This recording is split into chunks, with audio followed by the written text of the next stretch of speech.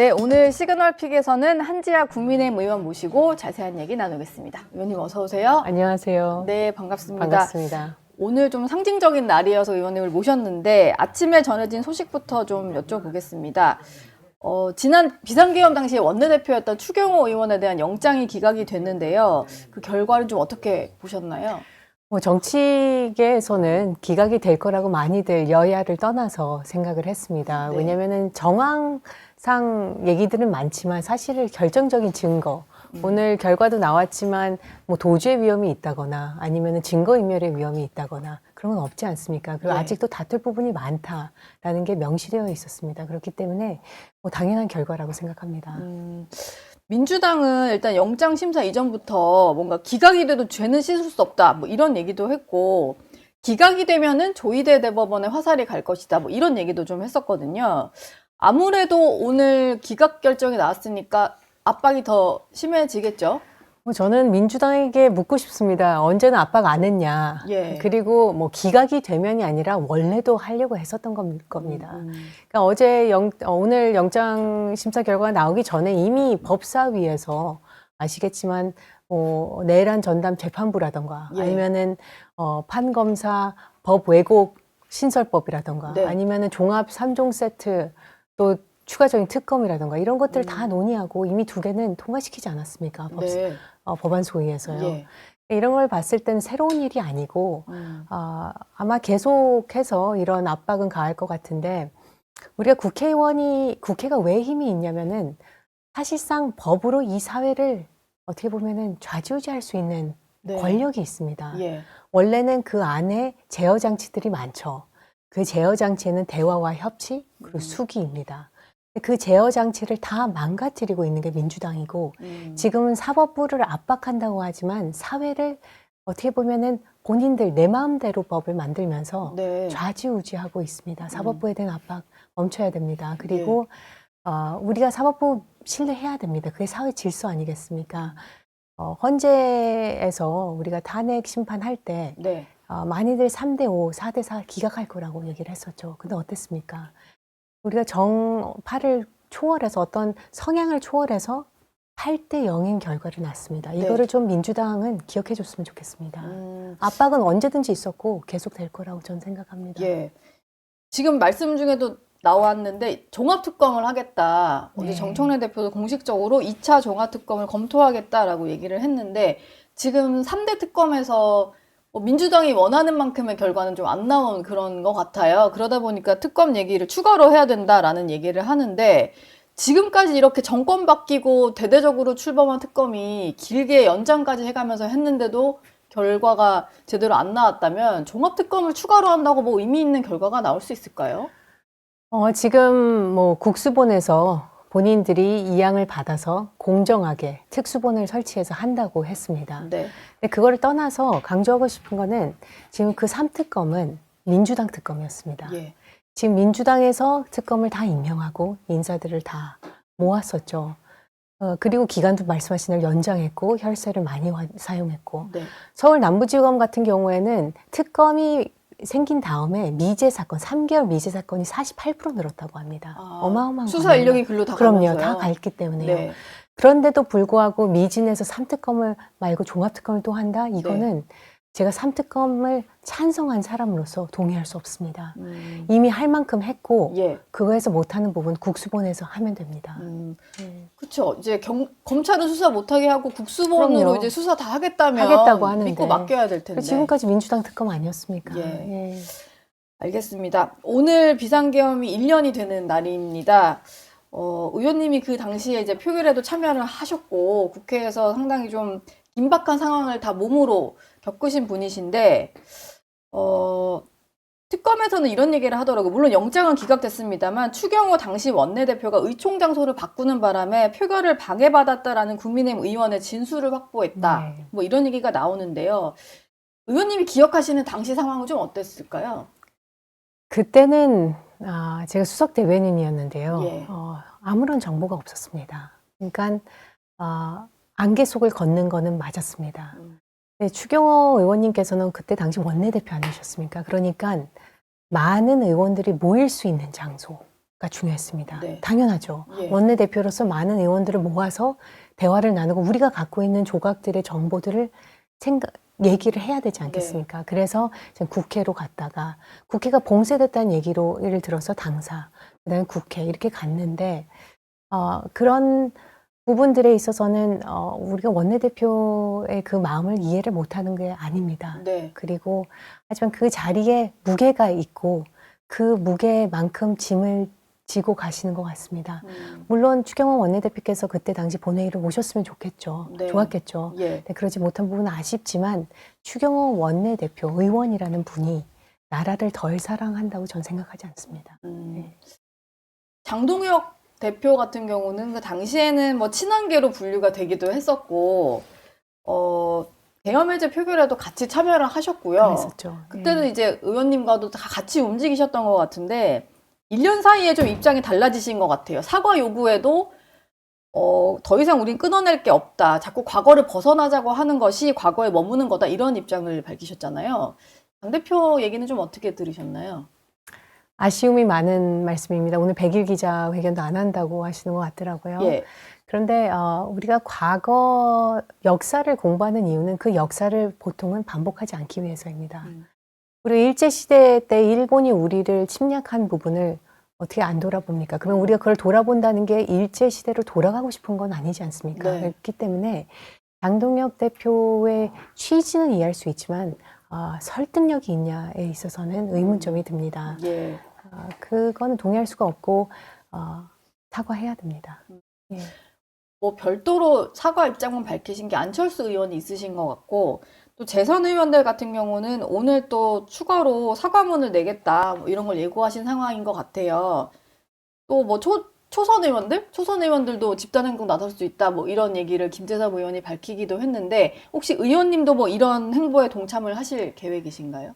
제가 알기로는 재선 모임에서 이게 예. 시작됐습니다. 한 30분 정도 아마 이름을 올릴 것 같다는 얘기가 들려오고요. 사과문에요? 네, 사과문에요. 네.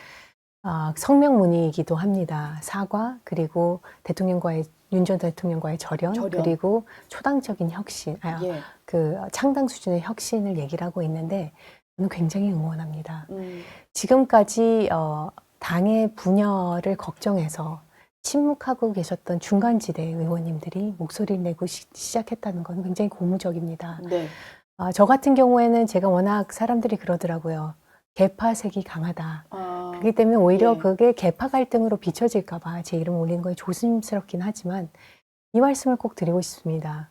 저는 한동훈이 아닙니다. 저는 한지아입니다. 네. 한동훈이라는 분이 계엄 해제 그리고 탄핵 찬성 제 의견과 동일하게 움직이셨죠. 예. 그렇기 때문에 저는 그 옳은 선택이 이기는 선택이기를 원했고 그렇기 때문에 대선 때 한동훈 전 대표를 도왔습니다. 하지만 지금까지 제가 한 모든 결정들 계엄 해제, 탄핵 찬성, 헌재재판관 임명, 전 네. 3특검 찬성까지도 온전히 제 의견이었습니다. 음. 그 말씀을 드리면서 드리고 싶은 말은 이 성명서는 굉장히 중요합니다. 네. 그렇기 때문에 저는 필요하다면은 당연히 이름을 올릴 생각이고 그렇지 않더라도 제 의견을 모두 다 아시지 않습니까? 예. 정말 응원합니다. 지금 말씀 들어보면은 어떤 사람을 보고 그동안 선택을 해오신 게 아니라 의원 한 사람의 한지아 의원으로서 맞습니다. 옳은 결정을 그냥 했던 거고 그 길을 같이 가는 사람들이 있었을 뿐이다. 맞습니다. 이런 말씀 같으십니다. 뭐 그거를 흔히들 근데 또 개파라는 표현으로 맞아요. 쉽게 묶어버리는 경향이 네. 좀 있어서 언론도 좀 반성을 해야 되긴 하는데요. 이 얘기는 예. 어떻게 보면 가장 쉽게 묶을 수 있는 거죠. 근데 저는 그죠. 예. 모든 의원들이나 정치를 하는 분들은 본인의 생각으로 앞으로 나간다고 생각합니다. 네. 그러니까 뭐 어느 하나 결정 하나 다르다고 해서 그걸 막 배척할 필요도 없을 네, 것 맞습니다. 같고 그런 네. 것 같아요. 이것에 대한 생각은 어떠신지 좀 궁금한데 장동혁 대표가 사과를 좀 거부를 한 듯한 행보를 보임과 동시에 국민의힘 당무감사위에서는 한동훈 대표 당시 불거졌던 당원 게시판에 대한 논란을 조사하겠다, 네. 조사에 착수하겠다는 입장을 밝혔잖아요. 지금 와서 좀 지난해 불거졌던 그 논란을 다시 끄집어내는 게 어떤 의미가 있을까요? 좀 아쉬운 점은 지금 굉장히 중요한 시기 아닙니까? 예. 오늘은 12.3입니다. 네. 그렇기 때문에 해야 될 게 많고 우리 당이 무게를 두고 앞으로 나가야 될 민생 법안들도 많고 그런데 할 거면 빨리 하지 왜 지금 합니까? 그리고 두 번째는 이게 다분히 정치적인 의도라는 걸로밖에 해석이 될 수밖에 없어요. 왜냐하면 네. 우리에게 다들 잊으셨겠지만 지난 대선 때 새벽 후보 교체권이 있었습니다. 이건 어마어마한 거였습니다. 예. 정당 민주주의가 무너지는데 왜 이런 것들은 아직까지도 조명을 많이 받지 못하는지 전 이해를 할 수가 없습니다. 단계 그냥 빨리 하십시오. 아마 장동혁 전 대표께서도 작년에 방송 나와서 별거 네. 없다고 하셨습니다. 예. 그거는 지도부도 알고 우리도 알고 많은 의원님들도 알고 그렇기 때문에 빨리 하셨으면 좋겠고 그냥 좀 구차합니다. 네. 네. 이게 뭐 한동훈 전 대표의 당원 게시판 논란도 논란인데 김종혁 전 최고위원 같은 경우도 대표적인 친한계 인사로 분류가 되시잖아요. 발언을 좀 문제 삼아서 징계 절차에 다시 나서겠다. 지난번 윤리위 때는 이제 징계하지 않기로 결론을 내렸는데 예. 다시 좀 예. 재개하겠다라는 거예요. 이게 근데 또 시각으로 좀 보자면 너무 친한계에게 공격이 좀 집중되다 보니까 지방선거 앞두고 좀 이렇게 출마 자격을 박탈을 한다거나 네. 좀 친한계를 털어내려는 시도 네. 아니냐 이런 목소리들이 있더라고요. 저는 뭐 정치를 한 지 오래되진 않았습니다. 근데 보니까 결국에는 내가 싫어하는 사람들은 같이 안 하기를 원하는 마음들이 많죠. 네. 그리고 권력이 있을 땐 그거를 이행하는 경우가 있는 것 같습니다. 지금 민주당이 많이들 그러고 있죠. 우리 당은 그러지 않았으면 좋겠습니다. 예. 김정일 최고위가 내부 분열을 조장했다. 지금 내부 분열은 많은 사람들이 지금 이런 부분들을 지금 가시화된다는 것 자체도 내부 분열이죠. 네. 그렇기 때문에 그리고 윤 전 대통령이 손에 왕자 그린 걸 조롱했다. 이런 부분들도 조명이 되고 있거든요. 김종혁 최고위의 이런 그 당무감사 건에 있어서는 네. 이 부분은 수긍하기가 어렵죠. 그렇죠? 그런 부분들을 공격하는 것 자체가 네. 당 지도가 그걸 문제 삼는 것 자체가 설득력이 있을지 그건 잘 모르겠습니다. 김종혁 최고는 만약에 결론이 나온다면은 합당한 조치를 취하겠다 이러면서 가처분 신청에 나설 수 있을 것처럼 얘기를 하시더라고요. 이게 좀 뭐 당과 또 김종혁 최고가 이제 어떤 법적 분쟁까지 가는 거는 더 큰 보기 안 이제 좋죠. 갈등인 것 같은데. 그거는 이제 김종혁 최고위께서 뭐 결정하실 부분이라고 생각하고요. 근데 예. 말씀드렸듯이 이미 결론이 난 사안을 다시 끄집어낼 이유, 그 중대성은 잘 모르겠습니다. 국민께서도 설득이 되실지도 모르겠습니다. 아까 예. 말씀드렸듯이 대선 후보 새벽 교체권은 이렇게 그냥 묻어 놓으면서 이런 부분들을 들춰내는 거는 잘 이해가 되지 않습니다. 예. 어제 의원님도 예산안 처리 때문에 네. 늦게까지 본회의장 계셨죠. 네, 맞습니다. 많이 좀 피곤하셨을 것 같은데, 근데 어제 본회의장에서 찍힌 사진이 한 장 또 논란이 되고 있는 게 있어서 저희가 이거 좀 여쭤보려고 합니다. 혹시 보셨나요? 봤습니다. 그 기사를? 봤습니다. 그 기사 봤습니다. 예, 문진석 의원이 지금 민주당의 원내 수석이시죠. 수석이시잖아요. 근데 김남국 비서관에게 보낸 문자인데 여기에 뭐 인사청탁하는 내용도 있고, 맞습니다. 여기에 덧붙여서 한 가지 또 화제가 되고 있는 것은 김남국 비서관이 답변을 하면서 훈식이 형이랑 현지 누나에게 잘 얘기를 하겠다, 잘 추천하겠다 이런 답을 하거든요. 강훈식 실장인 건 알겠고 현지 누나가 갑자기 좀 등장을 하는데 누가 봐도 저희가 아는 그 현지가 아닐까 싶어요. 예, 그거는 부인할 수 없는 거고 일단은 인사를 국가가 준 권력을 사적으로 이용하는 부분에 대해서는 아마 국민들께서 굉장히 불편하다고 느끼실 겁니다. 예. 김남국 비서관이 지금 디지털 소통 비서관이거든요. 네. 근데 그 소통을 디지털로 인사를 하라고 한 거는 아니지 않습니까? 그렇죠. 예. 그런 디지털 소통은 대단히 잘하는 것 같은데 그런 네. 차원에서는 인사를 그렇게 사적으로 이제 주고받는 건 말이 안 됩니다. 네. 그리고 지금 여실히 드러났죠. 지금 중대, 김현지 카르텔. 이거는 부인할 수가 없습니다. 이거는 그것도 국가의 예산 728조를 결정하는 그 날에 네. 문자로 본회의장에서 개인적으로 소통을 디지털 소통 비서관과 하는 부분, 그거는 뭐 있을 수 없는 일이죠. 그래서 파장은 커질 것 같고 예. 이런 부분에 있어서도 우리가 국민의힘도 이런 야당으로서 건강한 견제거든요. 이런 네. 부분 당연히 지적해야 되고 이런 것들 좀 효과적으로 할 수 있었으면 좋겠습니다.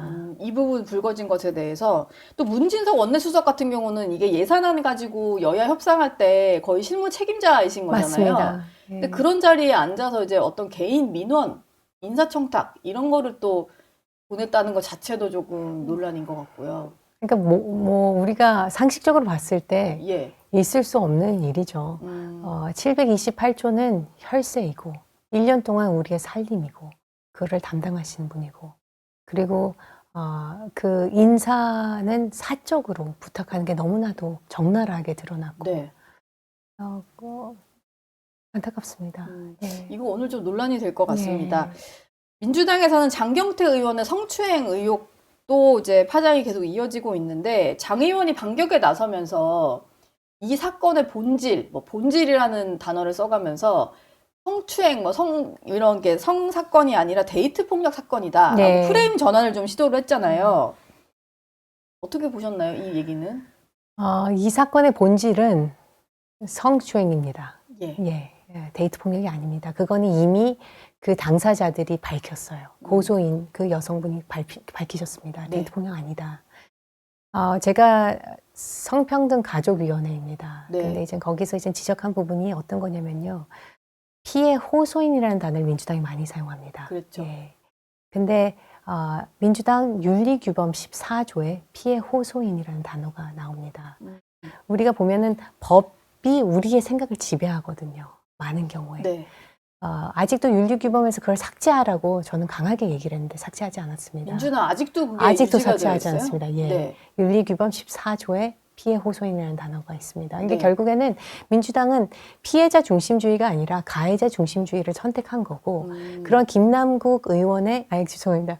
우리 그 장경태 의원의 그러한 프레임 전환 시도들이 여실히 그 인식을 보여주는 겁니다. 네. 이게 과연 장경태 의원 개인의 인식만을 보여준 게 아니라 민주당의 윤리규범을 통해서 드러나는 그런 인식을 여실히 보여주는 거고요.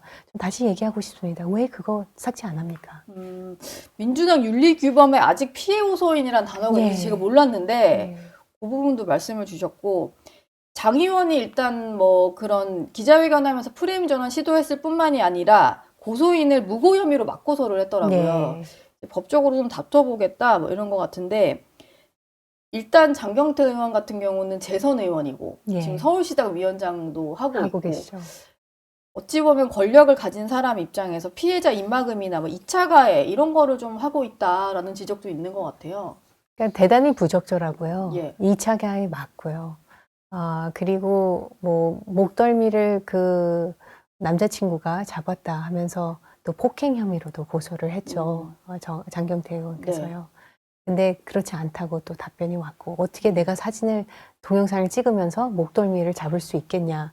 사실 우리가 상식적으로 그것도 하기가 어려운 거 아닙니까? 그렇기 때문에 저는 민주당 의원님 그리고 민주당 여성 의원님들께서 목소리를 내주셨으면 좋겠습니다. 이거는 당을 초월하는 문제 아니겠습니까? 아직 민주당 여성 의원들이 조용하시죠? 네, 말씀 없으셨습니다. 예. 저희는 어제 기자회견 했습니다. 예. 어제 국민의힘 기자회견을 했습니다. 끝까지 조금 살펴보실 예정이시죠? 이게 또 이슈가 큰 게 터지면 묻히는 경향이 있어가지고. 다 중요합니다. 네. 장경태 의원님의 이런 부분들, 민주당의 그런 피해 호소인에 대한 인식, 그리고 무엇보다도 어제 있었던 사적인 권력 남용, 인사청탁 문제 이런 부분들은 우리 국민의힘에서 건강한 야당으로서 잘 지적하고 그걸 잘 이끌어갔으면 좋겠습니다. 알겠습니다. 한지아 의원 말씀은 여기서 마무리하도록 하겠습니다. 오늘 말씀 고맙습니다. 너무 감사합니다. 고맙습니다. 네. 저희 영상 많이 시청해 주시고요. 좋아요, 구독, 댓글, 알림 설정 꼭 부탁드리겠습니다.